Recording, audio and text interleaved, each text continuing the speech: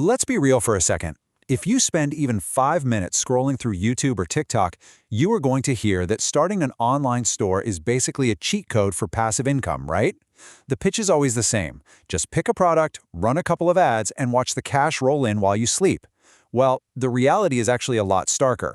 According to industry data, 90% of Shopify stores fail within their very first year. Yeah, 90%. It completely shatters that whole passive income myth. Shopify is a wonderfully powerful tool, sure, but just handing someone a hammer doesn't magically make them an architect. So, what is it that actually separates the elite 10% of stores that survive and thrive from the 90% that just bleed money and eventually shut down? Well, that top 10% deeply understands one fundamental rule of customer psychology. People do not buy features. They buy the promise of a better version of themselves. It's really not about having the flashiest website aesthetic. It's about intimately understanding what actually motivates a real human being to click that buy button. Welcome to today's Explainer. I am so excited to dive into this with you. Today, we're unpacking the real, hard, data-backed systems behind those winning storefronts.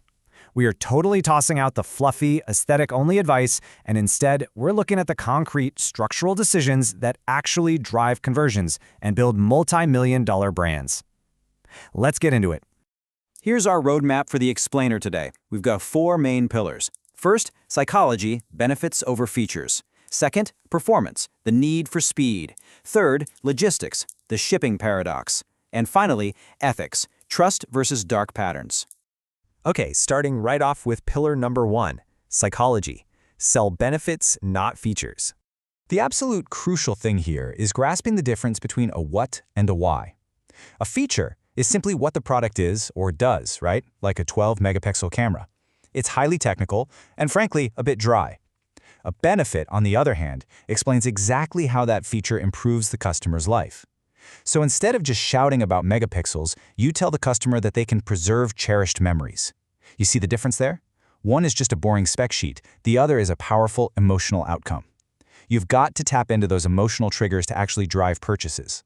Now, if you're wondering how to actually apply this to your own store, here's a super simple, absolutely brilliant framework. Step 1, identify the feature. Let's say you're selling a laptop and it has a 10-hour battery life. Cool. Step 2, ask, so what? Well, it means you don't have to plug it in all the time. Step 3, highlight the benefit. You just keep asking so what until you hit that emotional core. So the ultimate benefit is you get to work and play all day without interruption, totally enhancing your productivity. This simple little 3-step so what method literally transforms boring specs into compelling copy that people actually resonate with. And that perfectly tees up pillar number 2, performance. Milliseconds make millions. We're moving from the words on your site to the actual tech running it. Because honestly, the best copy in the world won't save you if your page takes forever to load. The sheer scale of impact that speed has on your bottom line is staggering. There's this fascinating study by Google and Deloitte where they analyzed millions of user sessions. And get this, they found that a site speed improvement of just 1/10 of a second, literally 0.1 seconds, the blink of an eye, resulted in a massive 21.6% conversion uplift when users were filling out a form. 1/10 of a second moved the needle by over 20%. When we say milliseconds make millions, the data absolutely 100% backs it up. Just to show you how this plays out in the real world, let's look at Pfizer. They took this exact data to heart. They had sites that were running full throttle, but some were lagging, taking up to 21 seconds to load in the worst-case scenarios. By completely overhauling their mobile experience purely for speed, they got their sites to load 38% faster. And the result? They slashed their bounce rate by a full 20%. People are just incredibly impatient online. If your store hesitates for even a second, they are gone. So how do you stop bleeding sales because of a slow site?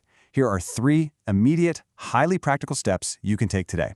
First up, compress your images. Stop uploading those massive, clunky files, use modern formats like WebP, and try to keep your product images under 200 kilobytes. Second, enable lazy loading. This just means your site only loads images and videos when the user actually scrolls down to look at them, which keeps that initial page load incredibly snappy. And third, clean up your code. When you delete old Shopify apps, they almost always leave behind junk code in your theme files that just bogs everything down. Go in there and clean it out. All right, so you've hooked them emotionally, your site loaded instantly, and they've actually added an item to their cart. Fantastic. Now we hit pillar number 3, logistics, the shipping paradox. The paradox is basically this. Retailers take on a massive logistical costs to offer speedy shipping, mostly because giants like Amazon set that expectation, right?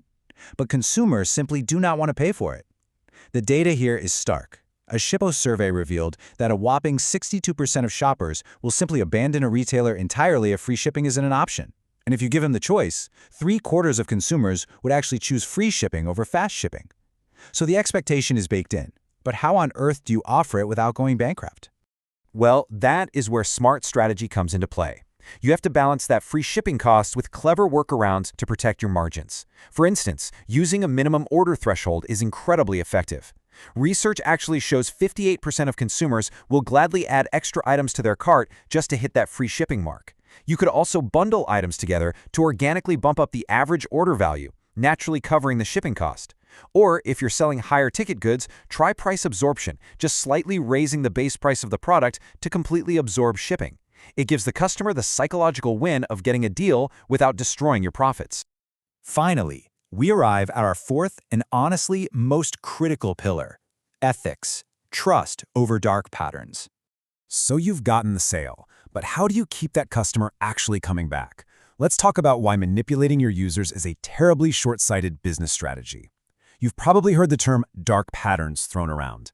Basically, these are deceptive interface design tactics that exploit our natural cognitive biases.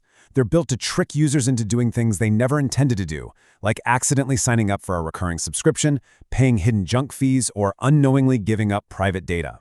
It is, essentially, hacking human psychology just to make a quick buck. And if you think this is just some rare fringe tactic, think again. The World Journal of Advanced Research and Reviews published data showing the internet is completely oversaturated with this stuff. A massive 60.5% of platforms use false hierarchies. You know, when they make the decline button virtually invisible, while the accept button is huge, bright, and glowing.